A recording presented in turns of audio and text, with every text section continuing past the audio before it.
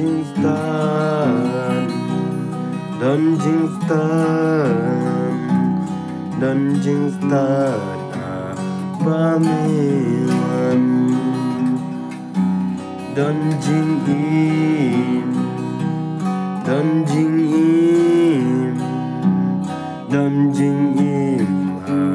Abamiwan, Dungeon lại lời, Dungeon lại lời, Dungeon lại lời Abamiwan, Dungeon in, Dungeon in, Dungeon in Abamiwan, Dungeon Kermen, Dungeon Kermen, Dungeon Kermen Abamiwan, Dungeon is name, Dungeon is name, Dungeon is name Abamiwan, Dungeon coin, Dungeon coin, Dungeon coin Abamiwan.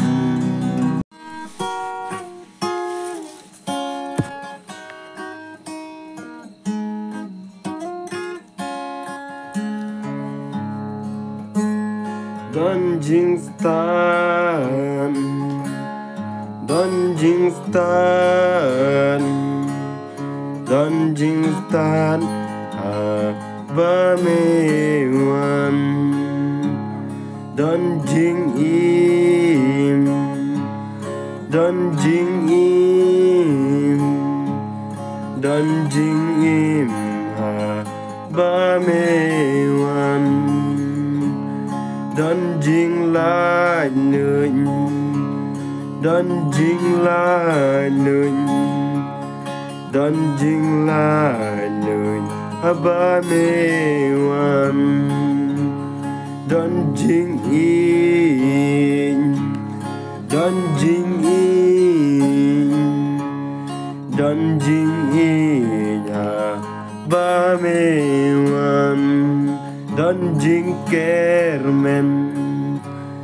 Dungeon Kermen, Dungeon Kermen Abamiwan, Dungeon is name,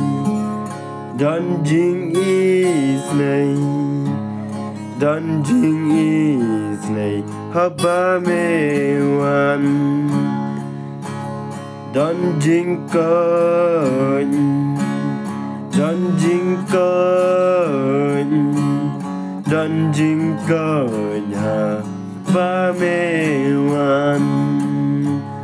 Dungeon Stan, Dungeon Stan, Dungeon Stan Abamiwan, Dungeon in, Dungeon in, Dungeon in Abamiwan, Dungeon lại lời, Dungeon lại lời, Dungeon lại lời Abamiwan, Dungeon in, Dungeon in,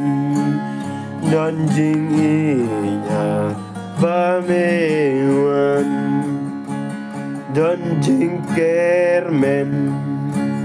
Dungeon Kermen,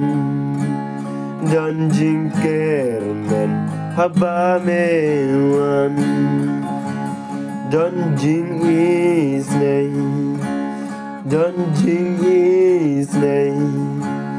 Dungeon is name Abamiwan, Dungeon coin, Dungeon coin,